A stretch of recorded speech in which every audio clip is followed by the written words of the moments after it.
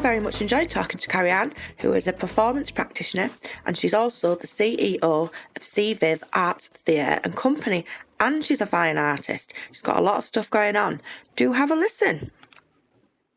This Light on Leeds episode for the Corona Bloody Virus Extraordinary episodes, I have Carrieanne Vivianette coming to speak to me. Hello, Carrieanne.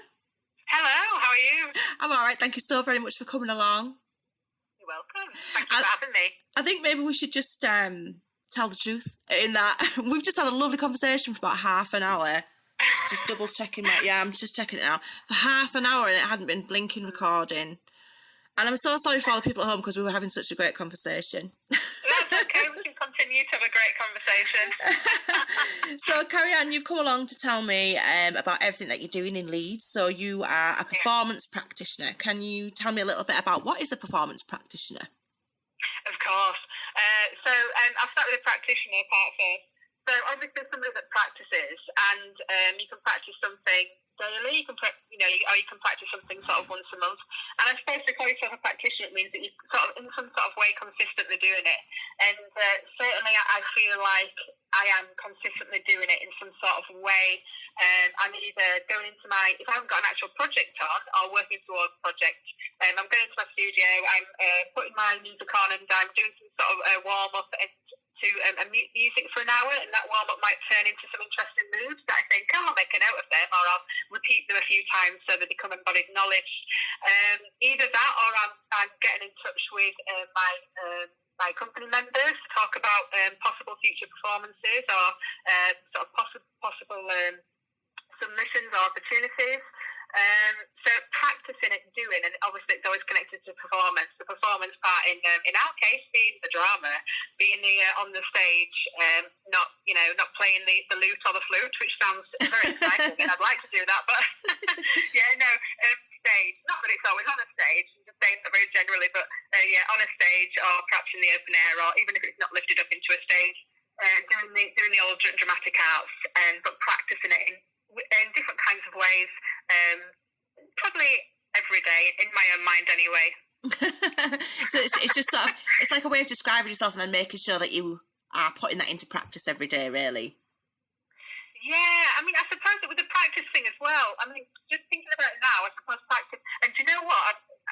Because we've been talking about half an hour, I'm a bit excited now. I'm going to start walking around my room because the practice to me is doing by doing. And that usually means physically walking around and doing something. So actually, I'm changing what I've just said there. When I said practice could also be, sending emails or getting in touch with your company to arrange a Zoom meeting or talk about submission or a possible opportunity, I don't think that is practice.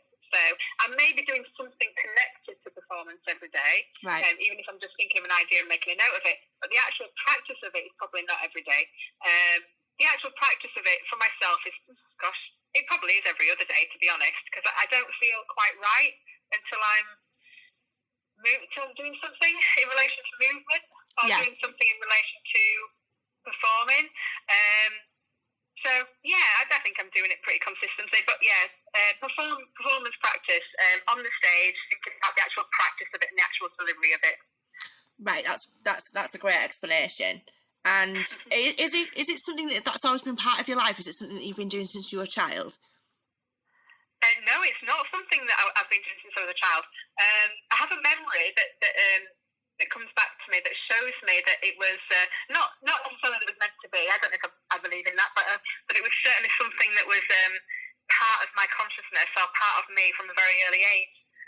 When I was at primary school, we were asked what we wanted to do when we were older. And apart from the fact that I knew or I'd decided that I wanted to marry somebody called Glenn, have 3 cars and keep chickens. Was Glenn a specific person, or you just wanted a husband called Glenn? Just Glenn. But I said to this teacher, and I've not even thought about it, it's not like I've gone home and written in a diary about it. I said to this teacher, I want to be an actor. But I've not even thought about it, and it just came out of my mouth. So there you go. That's when I was very young, and I don't know why I said that. I was always very dramatic. I was, what I would say is now silly and stupid. My mum was always saying to me, "Oh, will you stop being silly? Will you stop being stupid? Will you just calm down?" I was just throwing my arms around all the time, and just, I think, kind of. When I was at, I'm on a roll now, sorry. Go ahead. When I was at primary dark, and I used to put my hood over. And it's really weird because my partner used to do this as well. I'm like, what? That's really crazy. And I used to make up like sort of stories or dialogue or talk to myself, in my head. And I'd have a stick and I'd just go around like prodding things and prodding stones and just talking to myself. Maybe the result of not having any friends, I don't know. But in some sort of way, where I felt like I was creating at a young age. But the actual doing, in a very serious way. Not that wasn't. I didn't take myself seriously then, but doing it in a serious way and educating. I didn't do that until I was a mature student, to say, until I was an adult. After I'd done my GCSE, I didn't carry my GCSEs the first time round, but after that I went to Jacob Cramer's Art College because it was very clear that the thing that I dedicated any time to then was art, and it was clear that I suppose, I mean, I'm quite self-deprecating, but okay, I'm good at art, I'm okay at art, and that was clear then. So it was a natural thing that I went to Jacob Cramer's Art College. But at that age, you discover smoking and other things, don't you? So my life went in certainly somewhat, some might call unhealthy direction. I don't. I call it, I'm glad that I had those experiences direction. Yeah, I agree. Anyway, yeah. That's pretty much why my A levels were terrible. You see so many people with the same, deciding to do it later in life. Yeah. But I bumped into a friend one day, and I said, "Oh, where are you going?" And he's a really, really good actor, actually, and a writer as well, called Stephen Mosley. And he said, "Oh, I'm going to acting up." And I said, "Oh, what's acting up?" And he said, "Oh, he's an Amdram group. You should come along. We have lots of fun," type thing. So I said, "Oh no, gosh, what do you do? Oh gosh, what if they don't like me?" All this kind of stuff. But I went along, and I'm sure I was nervous at first, but then obviously I stayed, and I was like, "Oh wow, gosh, this is right. This feels right." I felt excited about going. I felt very welcomed. I'd found it. I found my niche. So I went back to through this group, there was the opportunity to do a community play at the Playhouse. Oh, excellent! Fantastic. And because I'd only been to an Amdram group, I'd not been, in theatre long, so this group got get to be part of that, and I was sort of dressed in sort of, I was going to say wench, that's not very nice, is it? I had this sort of huge hair in a bun and this sort of like big, really heavy, ragged skirt, and I loved moving around in it. And somebody who had some lines was ill, so they asked me if I wanted to say these lines on the Playhouse stage. Back then, that was like, she's a witch. I had to find somebody and say she's a witch. And I loved it, and I loved being. It's so egotistical, but you are when you're a performer. You are. I loved having the attention and showing myself to people in that guise. Yeah. I loved showing myself in that character, not as myself.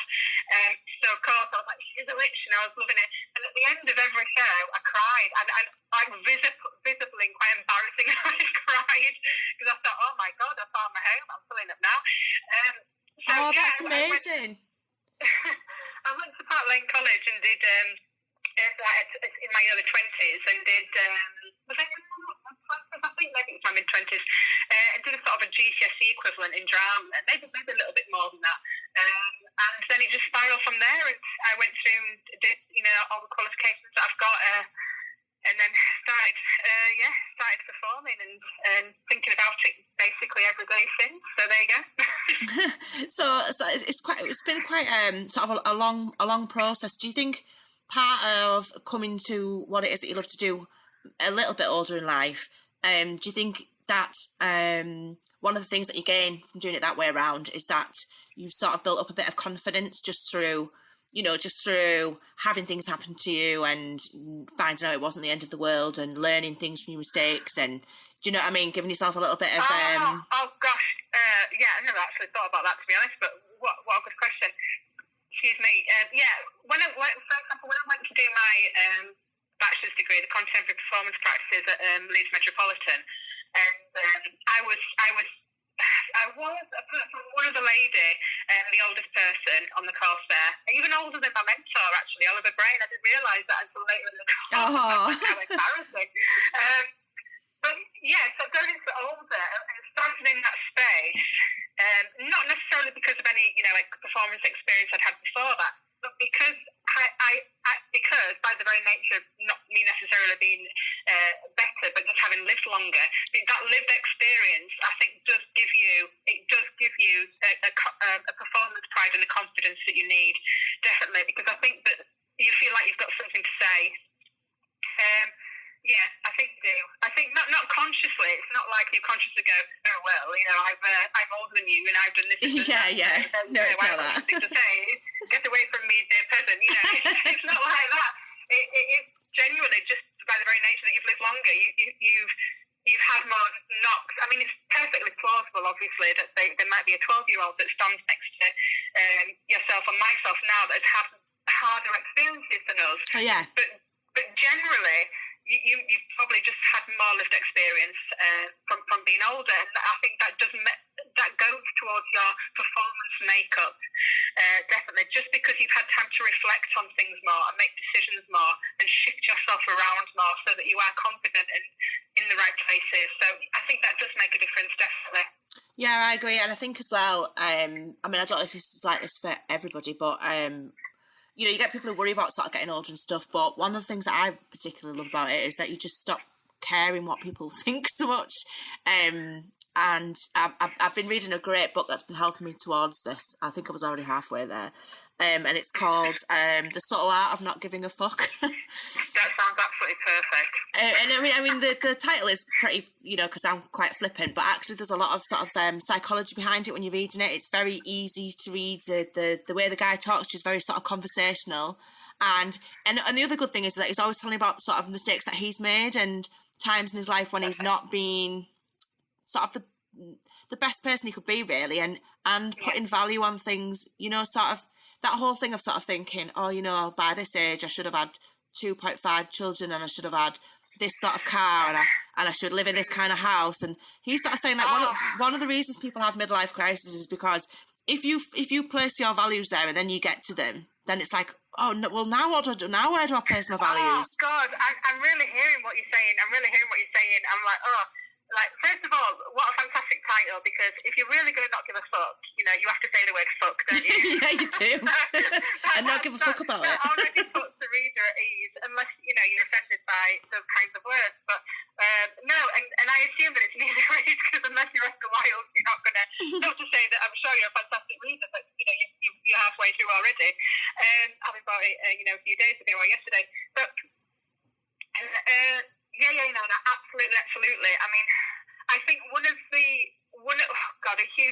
I'm talking from personal experience now, obviously in conversations with other people as well, but I think that a huge pressure that people put on themselves is expectations, and they play the comparison game, and I think the comparison game is very, very destructive, and this is something that I'm working on in myself. My panel's like, you comparing again? I'm like, no.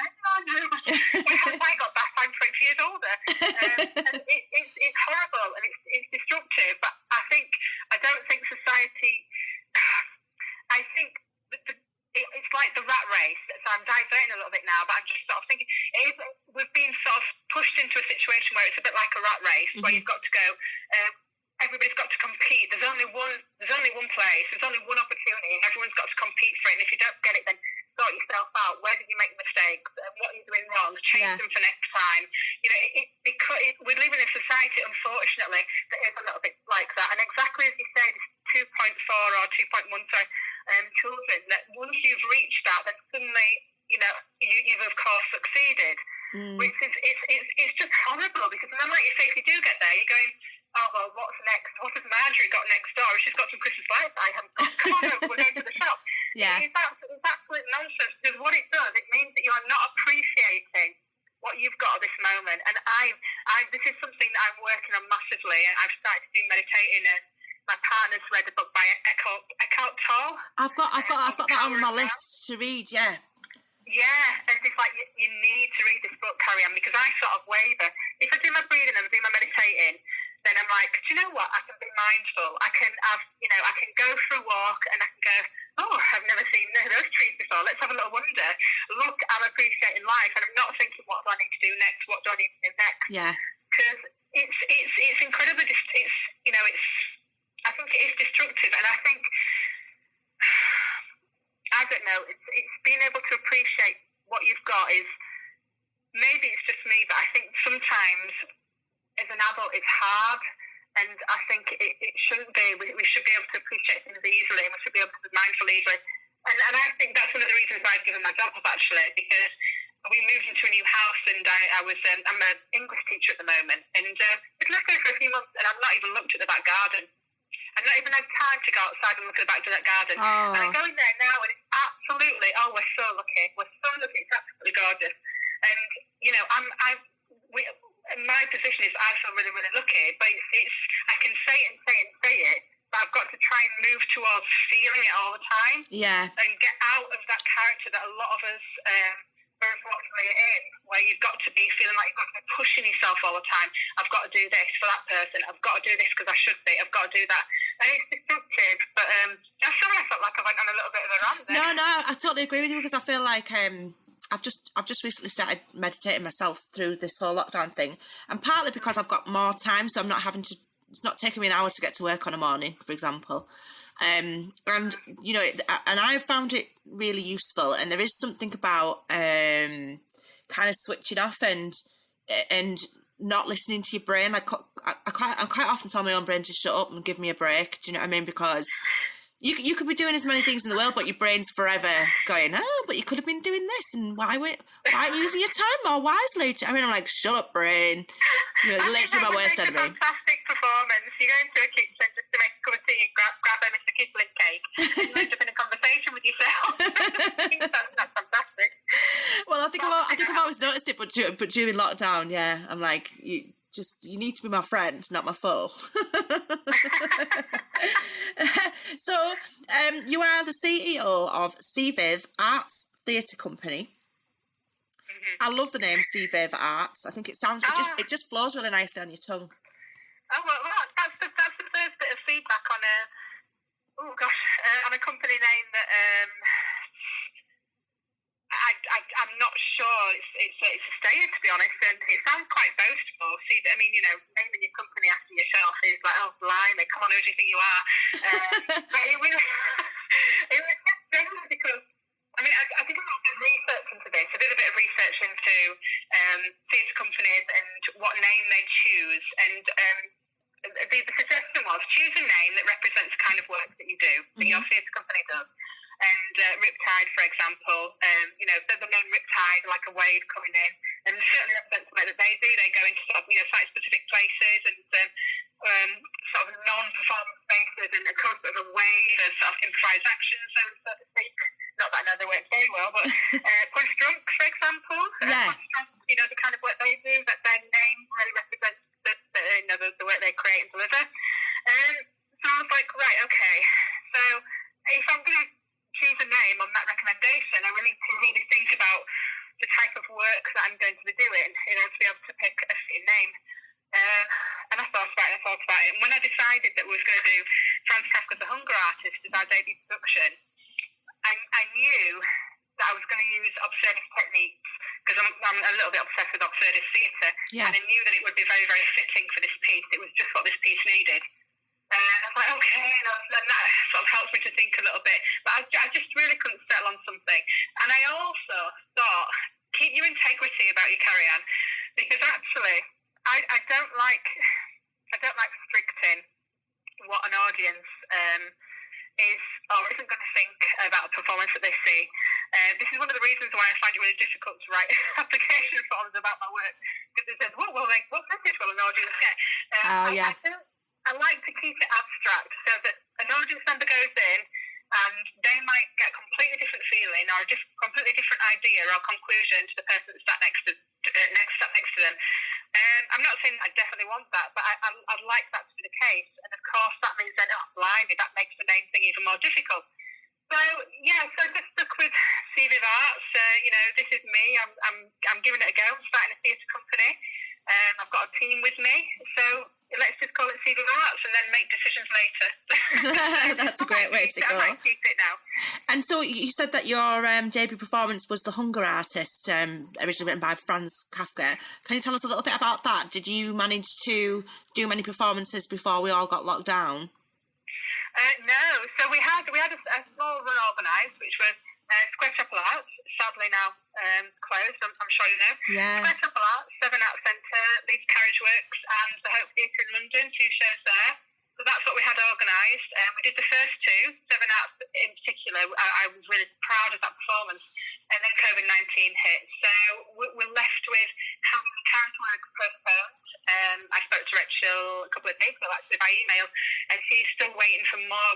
I mean, it must be very frustrating for her. Yeah. As a programmer of a theatre. She's waiting for more information and more guidance just to understand when it will be sort of safe to open the studio, particularly because obviously it's a smaller space in the carriage work, so that shows can be put on there.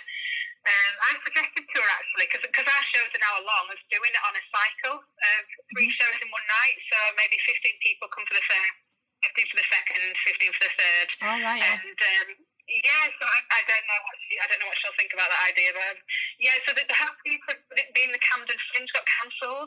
So that was a bit upsetting because we were all really looking forward to going to London and performing there. But the Camden Fringe may be doing something called the Garden Fringe. Right.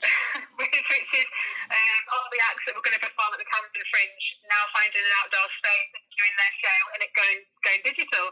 So they're just waiting to see if people are interested in that. So that sounds fantastic. So there you go. Yeah, that'd be brilliant. Part of the Camden Fringe yet. So okay, darling. That would be brilliant because I think it's great to think about finding new ways of doing things, which is obviously what we've all had to do in various ways. But it must have been really demoralising, was it, to some extent? Because, well, to a lot of extent, I imagine, because you'll have had so many people involved in this performance. People who you've brought in and you've been working with, and you've all been working towards this project. Yeah, I mean, you do. The thing, you do feel like you're letting people down, but obviously, because it's a national crisis, it's not a situation where I've just decided not to do this anymore. I know you've put all that effort in the sound to try, but I'm backing off. So it's something that nobody can help. But yeah, of course, we still feel bad about it. But I mean, I feel very incredibly lucky that it's not our livelihoods, and for a lot of people, they do. It's how they bring the money in. It's how they bring the bread in, and then suddenly there's no work, and then blimey, what do they do? So we're doing it alongside our jobs because we want to develop that area, and hopefully that takes over where we get our pay now. But so it really is on the side to our work. So we feel lucky in that sense that we're not losing anything drastic. But we were all a bit, okay, so right, we're not performing in London anymore. Aww. But as I got to keep the positivity up all the time, I'm like, no, we will get there. Of course we will. Yeah. Because actually, I think we started in 2019, back end of 2019, and I think we did really well in such a short space of time. Yeah, so, definitely. I'm unstoppable. So we will get it. That's a great attitude to have. You're also a fine artist. Yes. Art's something that I've been doing longer than performing. To be honest, it was the one thing that when I was going to say junior school, maybe it's junior school as well, junior school and secondary school, but definitely secondary school where teachers sort of went, right, okay, you can do this. And I remember did a picture of an eye, like a sketch of an eye, and I used to get really frustrated because it wasn't perfect. So I was one of these horrible perfectionists back then. And I was like, I'm going to throw it in a bin, and my art teacher was like, I'd be proud if I did that. And I was like, no, it's just not right. And I was like storming around the art room with the pots of water. So, I've done that all the time, and I've done some commissions for people, and they've been very pleased with my work, and I've got a little studio now. I'm looking for the kitchen doors. I'm incredibly lucky. I'm so lucky. I've got a little outhouse, which is now my art studio, so that's how I relax, painting. So I'll be in there later. I'm doing Elvis at the moment. Oh, wow, that's great. It's great because when I paint somebody, I have to sort of live in their world for a bit. So I've been listening to lots of Elvis, and Poke Saladani is an absolutely incredible song. I didn't realise how funny Elvis was. Which song is that? Remind me, just say the title again. Poke Saladani. Poke Saladani. Oh, I'm gonna have to check that out. I love Elvis. I just think he's. Oh, really? Okay. I mean, he's just such a great character. I think one of the best things I ever heard about Elvis, I don't know if it's like an urban myth, but I'm just going to believe it forever, was that he used to really enjoy dressing up as like a policeman and drive around in a squad car and then pull people up because he loved the look on the faces when they got pulled over and then they realised they'd been pulled over by Elvis. You see, there me. That's brilliant. And is he really funny in this song? Yeah, well, he's sort of singing, and in between singing, he's sort of going, stick it up your nose. And like, it was stick up my nose. I'm like tasting. I'm like, did he just say that?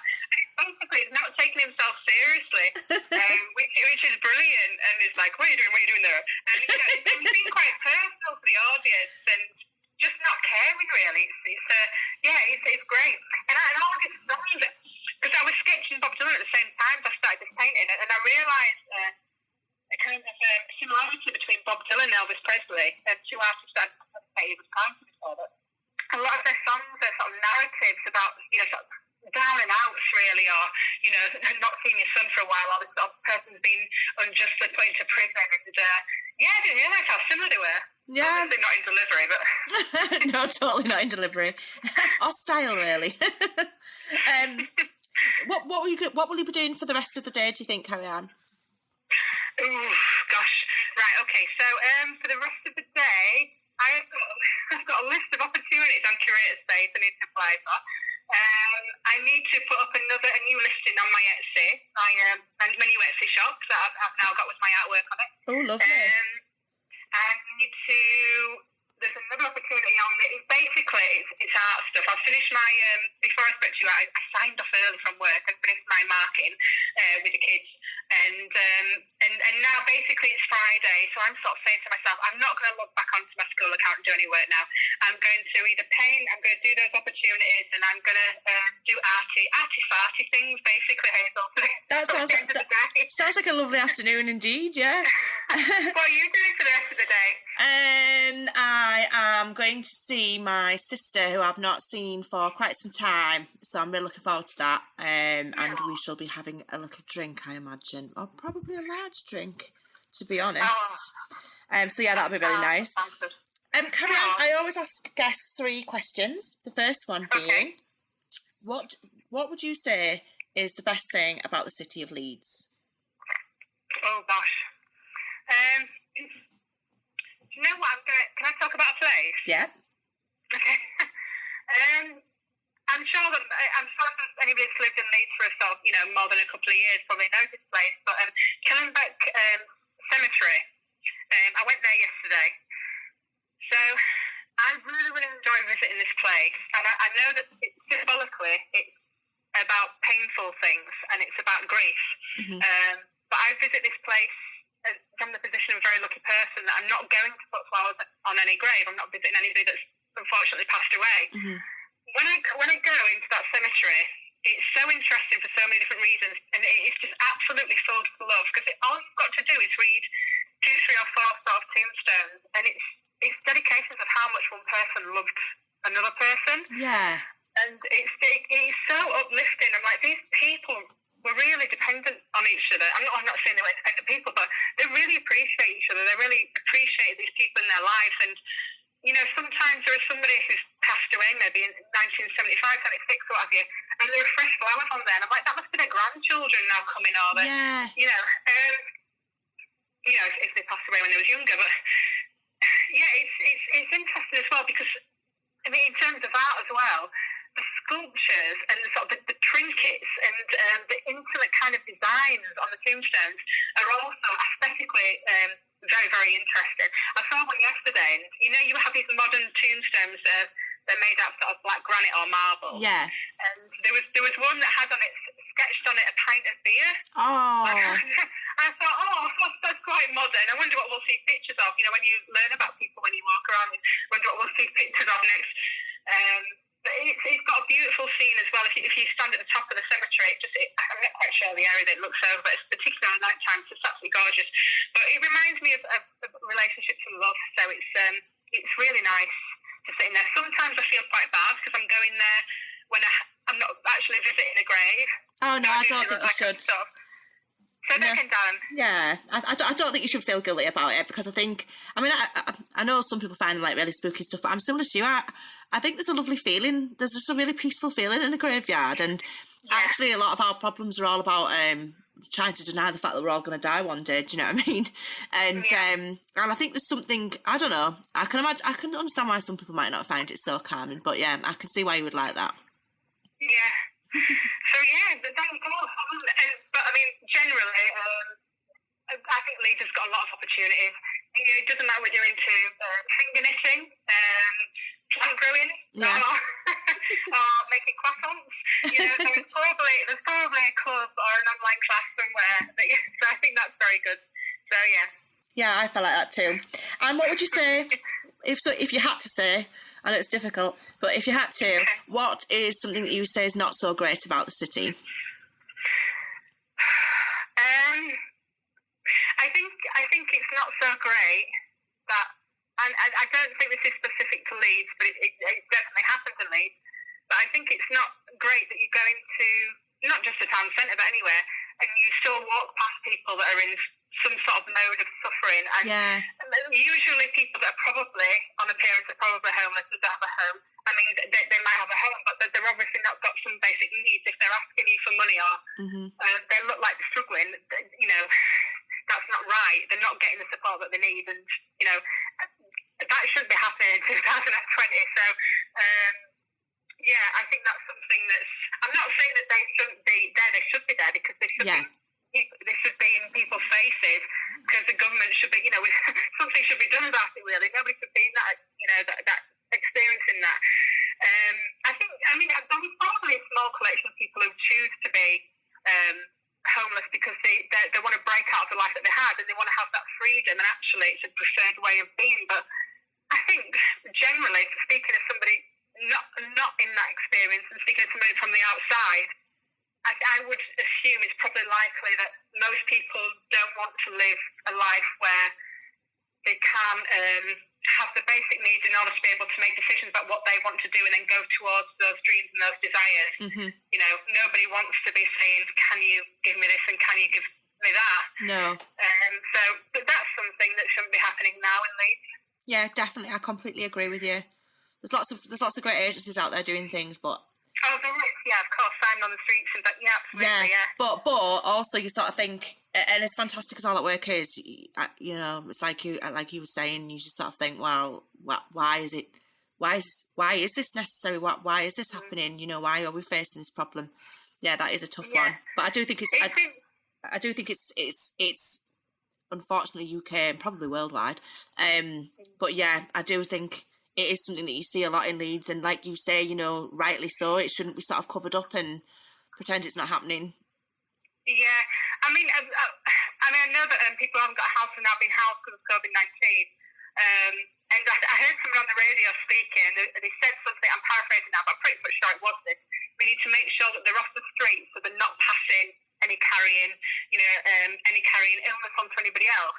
And I was like, God, I was offended for them. Yeah. All right, let's just get them off the street so that they don't pass it on to somebody else. And what the? Sorry, I can swear, can't I? Yeah, you can, yeah. But what the fuck? I mean, really? Yeah. Oh, you can house them now, can you? Right, okay. But get them off the streets. Get them off the streets. It protects us rather than get them off the streets, and let's get them some help. Yeah, exactly. Yeah. And if somebody had been a long-term resident of Leeds, would you be able to tell them about something that you would consider to be a hidden gem that they might never have heard of? Oh, Java Cafe in Otley. Java Cafe. Oh, I'll write that down. I can't tell my partner because he finds it the most depressing place in the world, and it's my favourite place. It's so interesting. So I don't know if you know in Otley, there's like a little indoor arcade that you sort of go into. Yeah, I do, yeah. There's like a hardware store on the right, and I think there might have used to be an antique shop there. But but you know, so part way of that arcade on the right hand side, there is the old, I think it's family run business. Yeah. Java Cafe, and you know, it's typical. You get teapots and cups that don't match each other. You get a warm welcome. You get funky cutlery and nice pictures, and you get like that knitted cushions to sit on. And usually it's not crowded, but there's always somebody interested there to watch. God, that makes it sound awful. Because it's staring at people. It's got a really really calming feel about it, and I find elderly people very calming, and usually, to be honest, it is usually an older couple. Yeah. So I am drinking my tea and listening on their conversation as well, and it's usually quite a slow, calming. I love triviality. I love it when people talk about trivial things. And I'm not saying that their lives are trivial. Yeah. But what I'm saying is they're talking about the church games that Sunday. They're not stressing about doing something by a particular date for a job. So it's kind of conventionally, what people might say, conventionally trivial things. Not to them, but kind of like the lighter side of life, I suppose. Yeah. So, I find it very relaxing. I'm not saying that everybody would have that experience, but I'd recommend giving it a go. I'll definitely give that a go when I'm free to travel about a little bit further. Well, thank you so much for coming along and telling us about everything that you're doing, Carrieanne. Thank you. I'm going to put, obviously, links in the podcast that people can click straight through to all of your work and everything. Fantastic. And I hope you really, really enjoy your arty afternoon. And I hope you enjoy your glass of wine or whatever you choose to have with your sister. Whatever it is, I think it'll definitely be plural. Thank you, Hazel. Thanks a lot. Bye-bye. Thanks. Bye-bye. I shall certainly be looking out for the CVIVArts production of The Hunger Artist. The whole world seems to be a bit Kafkaesque at the moment. Stay safe from warm leads and have a listen to the song that Carrieanne chose for her episode, which is Christabel by Duncan Evans.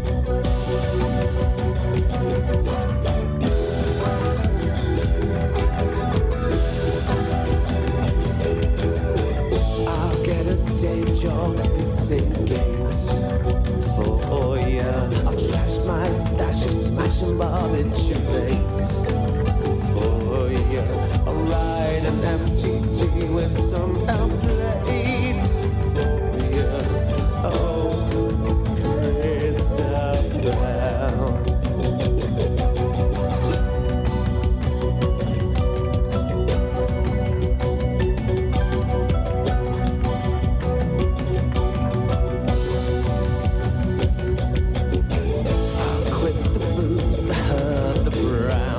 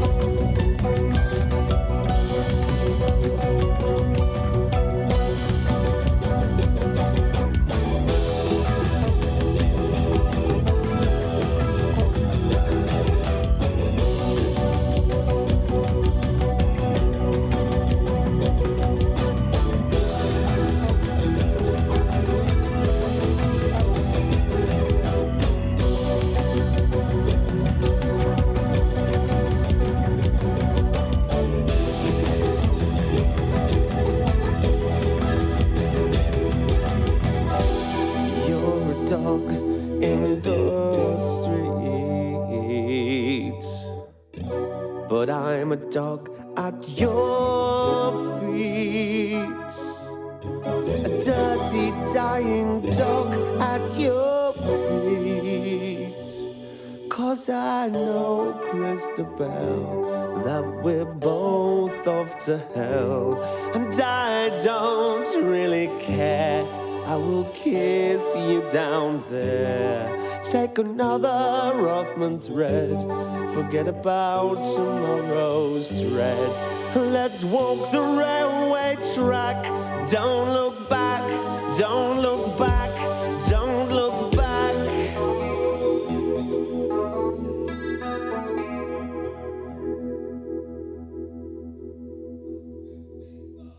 I guess it